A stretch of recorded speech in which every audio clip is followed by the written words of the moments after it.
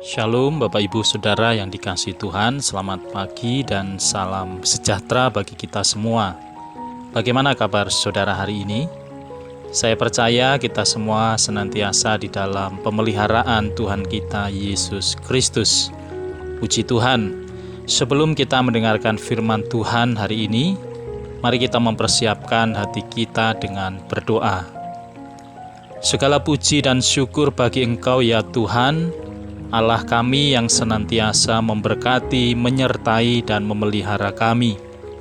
Sebentar kami mau mendengarkan kebenaran firman-Mu ya Tuhan.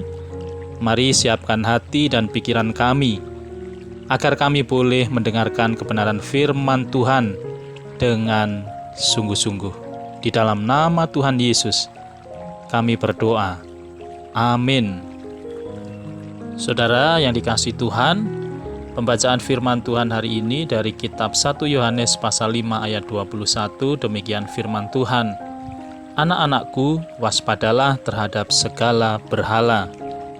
Ketika kita mendengar kata berhala, pikiran kita mungkin tertuju kepada patung, sebuah batu besar, pohon atau benda-benda keramat yang disembah dan dijadikan sebagai jimat. Di dalam Kamus Besar Bahasa Indonesia, berhala adalah dewa atau sesuatu yang didewakan untuk disembah dan dipuja. Ini berarti berhala dibuat oleh manusia dan disembah oleh manusia itu sendiri.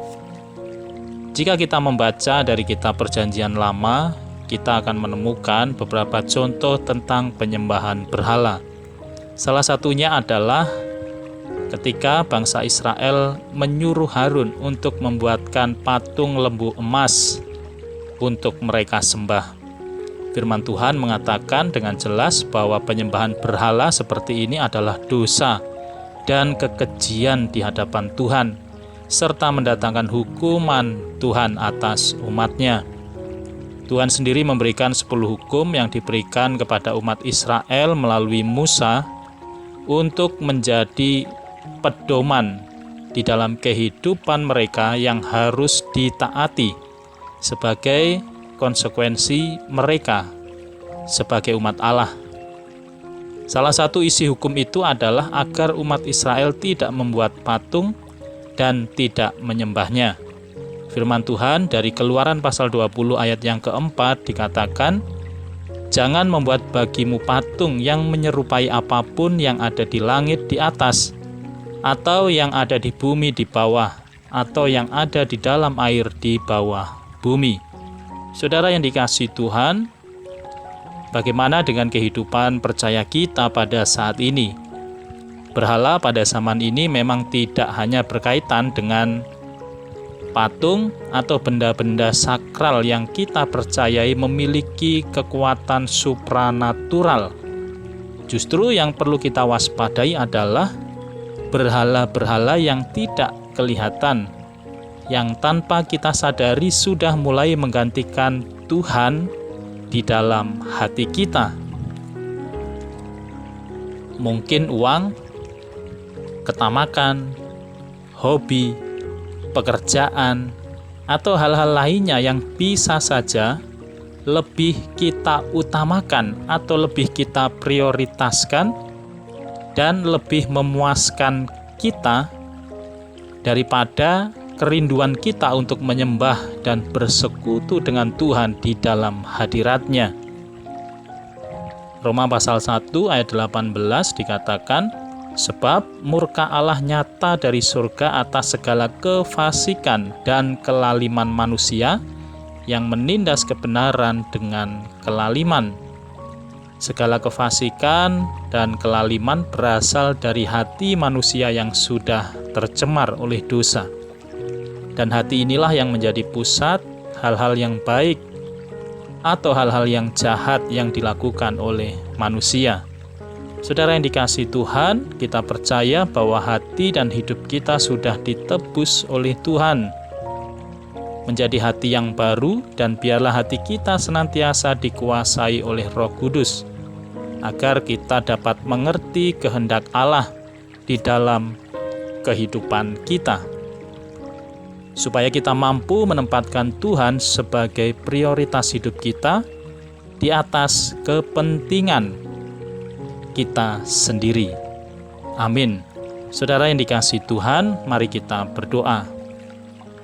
Sungguh hati kami melimpah dengan syukur ya Tuhan. Hari ini kami boleh kembali diingatkan dan dikuatkan oleh firman Tuhan yang kami dengar.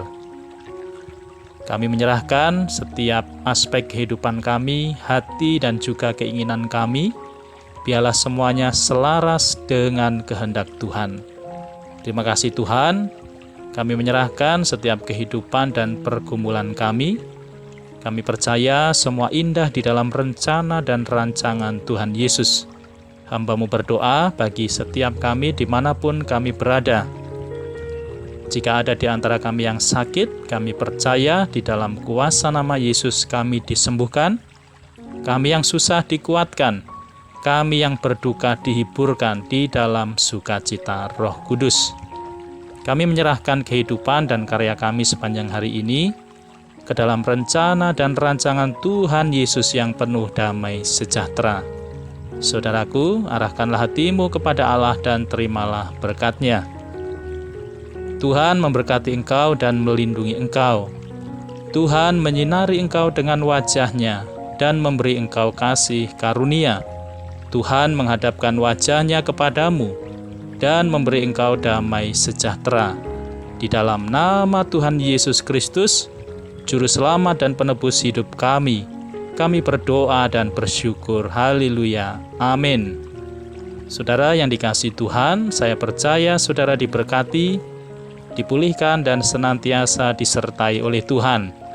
Selamat menjalankan aktivitas kita sepanjang hari ini. Salam sehat dan tetap semangat. Tuhan Yesus memberkati.